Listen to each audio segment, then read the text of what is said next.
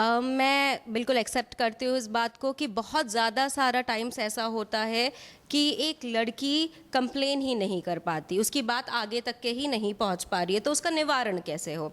घर पे ही ले लेते हैं, मान लेते हैं किसी फैमिली वाले से हो रहा है, तो सर इसका एक सिंपल ये वे होता है कि आप पहले तो अपने घर के बड़े लोगों से बात करें, आप उनको बताएं, बिल्कुल अपने अंदर तक के ना रखें। दूसरा, यदि आप कंप्लेन करना चाहते हैं तो आप स्वतः जा सकते हैं यदि कुछ होता है तो, नहीं तो जैसे मेरे वर्क प्लेस में या मेरे पहचान में जैसे मेरे हेल्पर्स हैं, अगर मुझे पता चलता है कि मेरी हेल्पर के साथ कुछ हो रहा है तो मैं उसके लिए जाकर के रिपोर्ट करवा सकती हूँ। और ये बहुत अच्छी एक चीज़ है कि आप ज़रूरी नहीं है कि जा कर के करवाएं, आप ये फ़ोन पर या ऑनलाइन भी करवा सकते हैं, जिसके लिए हेल्पलाइन नंबर्स दी गई हुई है।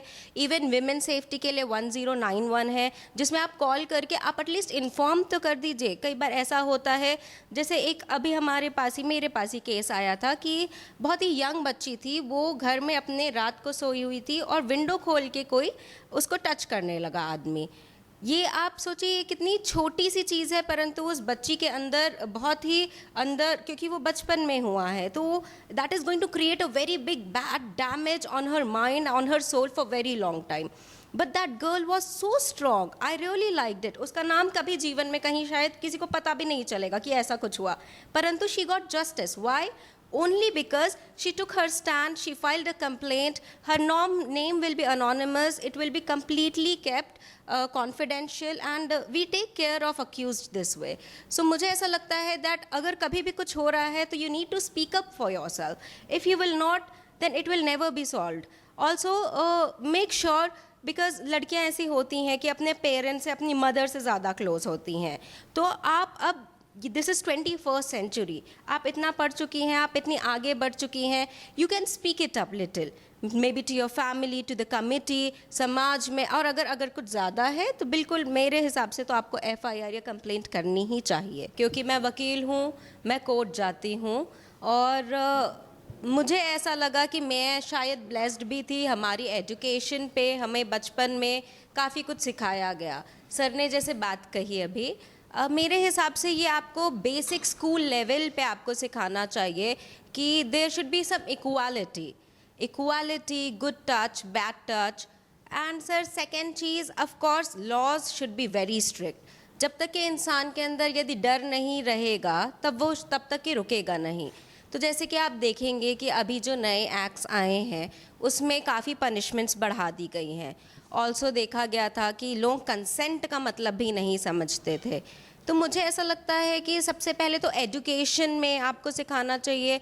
फिर जहाँ पर मिसयूज़ हो जाता है चीज़ों का, जैसे कि सर ने कहा अभी कि फ़ोन का, इंटरनेट का, जो भी नए सोशल मीडियाज़ आ रहे हैं, मे इट बी इंस्टाग्राम और Facebook, anything, these are misused. तो इसके लिए भी मैं आपको बताऊंगी कि हर एक मीडिया ने लड़कियों का ख्याल रखते हुए रिपोर्ट, ब्लॉग, उसमें वैरायटी चीज़ें दी गई है। अगर आप अंदर जाएं तो if you ask me, there are variety of laws made. जैसे कि आप देखेंगे कोई भी छोटी बच्ची 18 साल से छोटी होती है, उसके साथ कुछ भी हो, कोई भी हरासमेंट हो, और ज़रूरी नहीं है कि वो कंसेंट दे या ना दे, क्योंकि वो छोटी है, हम ये मान लेते हैं कि वो समझने की इतनी क्षमता नहीं रखती है। कुछ भी ऐसा हो तो उसके लिए एक नया लॉ बनाया गया, पॉक्सो, जिसमें सेक्शन 4, 6, 8 बहुत ही स्ट्रॉन्ग पनिशमेंट्स देते हैं। सर मैं आपको बताना चाहूँगी ऑल्सो, मैं सालसा डालसा से काफ़ी क्लोज़ हूँ, क्योंकि मैं लीगल एड में हूँ, लीगल एड डिफेंस काउंसिल हूँ। सर मैंने अभी रिसेंटली में देखा कि काफ़ी ऐसे अच्छे ऑर्डर्स हुए हैं जिसमें विक्टिम को बहुत ज़्यादा कॉम्पेंसेशन दिया गया है। पहले के टाइम पे हम देखते थे तो बहुत परेशानी होती थी। मोस्टली लड़कियां या तो बोल नहीं पाती हैं, अपनी बात रख नहीं सकती, क्योंकि रेपुटेशन का ख्याल रहता है। तो ये बहुत अच्छी चीज़ है लॉ में कि आपका नाम को कॉन्फिडेंशियल रखा जाएगा, विक्टिम का नाम कभी डिस्क्लोज नहीं किया जाएगा। आप किसी भी जगह पे FIR कर सकती हैं, ज़रूरी नहीं कि वो आपका लोकल ही पुलिस थाना हो। This is called zero FIR। कोई भी मेडिकल फ़ीस नहीं लगेगी आपको। यदि कोई भी लीगल एडवाइस लगेगा तो आपको लीगल एड वहाँ पे अब उपलब्ध एनी टाइम रहता है। So sir there have been a lot of very good laws also made recently for them. And also if you see in the work zone, sir work place के लिए हमारा एक नया protection of women at from sexual harassment at work place बना है, जिसके हिसाब से हर ऑफिस में एक कम्युनिटी होनी चाहिए जिसकी विमेन एक हेड होंगी, and the community will be taking care of every little complaints, also anything happening with women. Even अभी एक नई एक्ट आई है जिसमें विजुअल रिप्रेजेंटेशन, या यदि आप किसी की भी विमेन की बॉडी का कोई भी स्ट्रक्चर यदि आप ड्रॉ करते हैं तो उसके लिए भी बहुत ज़्यादा पनिशमेंट है, which can extend to 2 years and fine.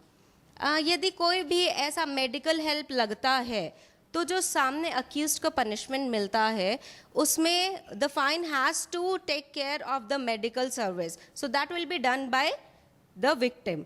And also on the other hand side if we see government कैसे हेल्प कर सकती है, उसके लिए ही नालसा का हेल्प मिलता है कि कॉम्पेंसेशन कई बार देखा गया है कि ऑर्डर हो जाता है परंतु वो विक्टिम तक के नहीं पहुंच पाता, तो इसके लिए बहुत ही अच्छा ये बना हुआ है नया प्रावधान कि टाइमली उनको मिल जाए.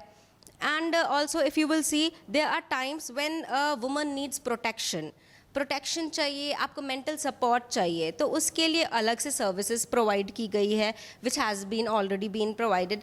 Also sir, I will say like अभी हम बात कर रहे थे कि फैमिली का, कि डावरी जब लेते हैं फैमिली क्रूएलिटी हो जाती है, ये सारी चीज़ें हैं जो कि परिवार से आती है, परंतु मुझे ऐसा लगता है कि we women are equivalent to that of men and one should speak, और ज़रूरी नहीं है कि इससे आपका रिश्ता ख़राब ही हो जाए, आप एक संतुलन में आए.